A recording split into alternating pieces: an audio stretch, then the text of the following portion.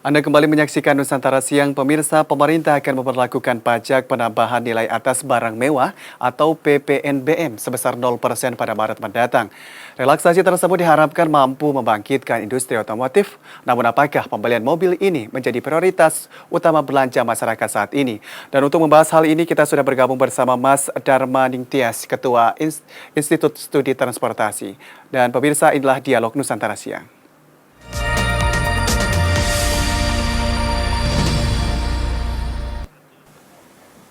Halo, selamat siang Mas Dharma, bagaimana kabarnya hari ini? Alhamdulillah sehat-sehat, Adi. Semoga Adi dan kawan-kawan juga sehat. Baik, begini Mas, terkait dari pembelian mobil ini, apakah benar untuk saat ini pembelian mobil ini menjadi prioritas masyarakat, khususnya di masa pandemi COVID-19 ini?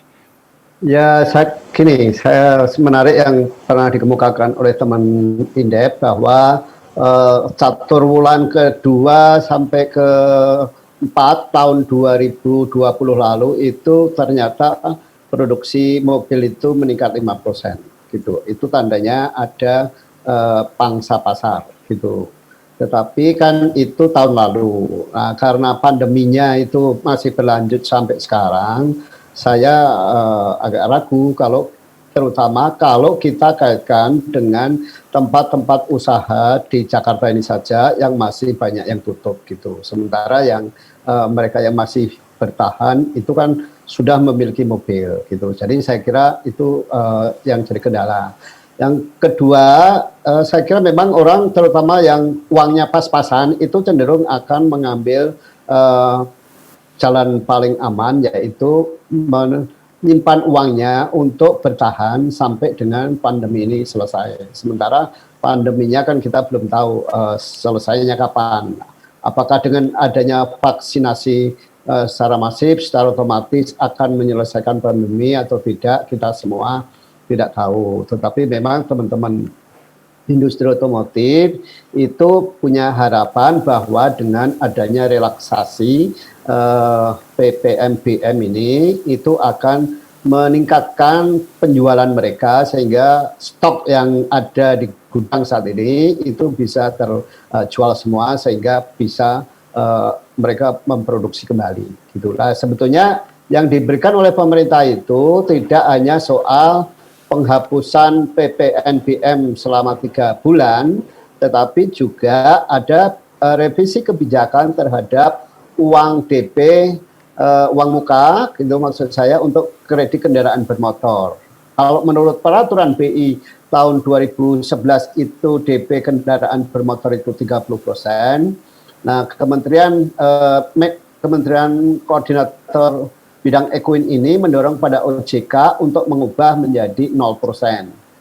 Dan juga soal risiko kredit itu ya, itu yang diturunkan. Sehingga skemanya itu ada 3, bukan hanya soal kredit, bukan hanya soal PNBM yang 0%, 50% sampai 25%, tetapi juga ada revisi kebijakan OJK terkait DP kendaraan 0% dan penurunan ATMR kredit gitu. Sehingga orang membeli sepeda motor maupun mobil itu bisa lebih meningkat. Itu harapan dari pemerintah. Tapi sekali lagi itu sangat tergantung pada kemampuan masyarakat. Apakah masyarakat masih cukup memiliki uang untuk dibelanjakan guna membeli mobil baru gitu kan. Kalau kita lihat sebetulnya selama pandemi ini yang meningkat pesat itu kan justru penjualan sepeda, yang bahkan sampai inden itu kan untuk pembelian sepeda. Nah, menurut saya itu justru yang cukup menarik, misalkan pemerintah memberikan insentif untuk industri sepeda, itu menurut saya jauh lebih menarik karena pasti jumlah pembelinya akan semakin banyak. Dan kalau kalkulasi pemerintah hanya dari aspek tenaga kerja yang terserap, barangkali industri sepeda dengan rentetannya itu akan menyerap tenaga kerja yang jauh lebih banyak. Kira-kira gitu kalau pandangan saya. Oh Pak Dharma, Mas Dharma, tapi terkait dari hal ini tentunya bagaimana dengan mobilisasi masyarakat yang dikatakan saat ini masih rendah loh Mas? Ya justru di situ tadi makanya saya meragukan karena sebetulnya kalau kita perhatikan lalu lintas terutama di jalanan di Jakarta. Jakarta ini kan menjadi barometer perekonomian nasional ya. Kalau kita perhatikan mobilitas di Jakarta ini yang paling banyak adalah didominasi oleh sepeda motor, bukan mobil. Itu artinya apa? Orang yang melakukan pergerakan saat ini adalah orang-orang yang betul-betul memang harus bekerja di luar rumah gitu. Kalau yang bermobil biasanya di dalam selama masa pandemi ini pekerjaannya itu relatif bisa dikerjakan dengan di rumah. Nah karena itu maka sebetulnya saya meragukan bahwa ada potensi yang pasar yang tinggi seperti yang terjadi tahun lalu gitu. Karena apa? Karena kalau tahun lalu itu kan punya harapan pandemi akan selesai tahun 2020. Nah, sekarang kan enggak gitu. Sekarang pandeminya kalau kita lihat angka yang kena COVID kan makin meningkat. Jumlah yang meninggal juga meningkat. Orang kan pasti akan mencari jalan aman supaya mereka uangnya itu bisa disimpan untuk menghadapi COVID. Sehingga belanja untuk kebutuhan mobil kan termasuk barang mewah. Itu masih dipikirkan ulang. Apalagi kan ini mau pendaftaran mahasiswa baru, pendaftaran murid baru. Nah, generasi-generasi yang masih memiliki anak-anak bersekolah tentu akan menginvestasikan modalnya, uangnya itu untuk pendidikan anak-anaknya dibandingkan misalnya membeli mobil. Karena toh misalkan membeli mobil untuk apa belajarnya juga di rumah, kan begitu. Nah ini yang saya kira akan menjadi catatan untuk apakah betul bahwa relaksasi ini akan betul-betul mendorong atau dapat meningkatkan produksi industri otomotif atau tidak gitu. Ini menurut saya.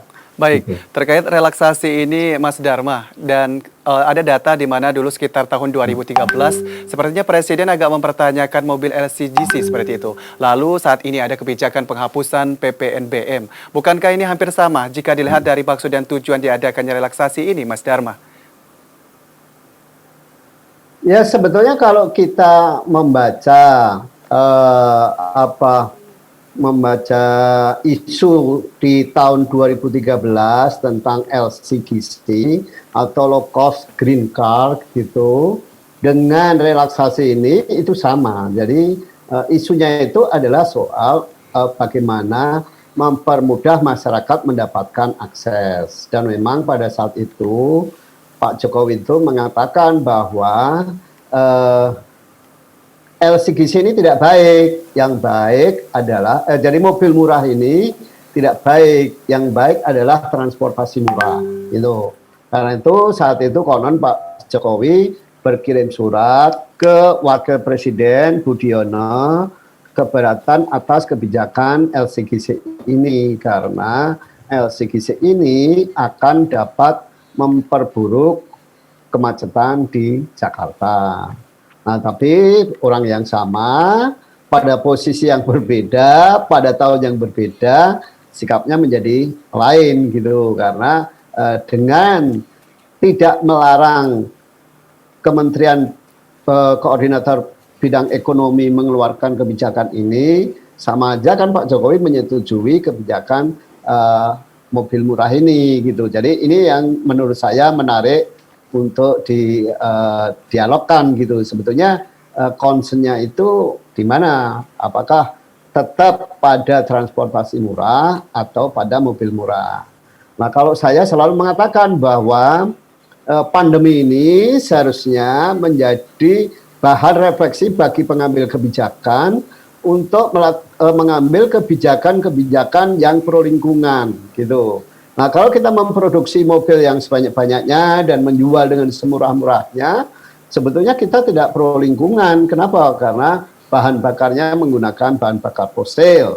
itu mengeluarkan polusi udara maupun suara itu, sehingga semakin banyak diperjualbelikan mobil baru, maka itu juga secara otomatis akan mendorong percepatan pemborosan penggunaan bahan bakar fosil dan juga polusi udara. Nah, sementara kalau kita saksikan apa yang bertahan selama pandemi dan apa yang hancur, jelas sekali yang bertahan itu adalah semua aktivitas yang mendukung pengembangan alam, gitu ya, pengembangan lingkungan.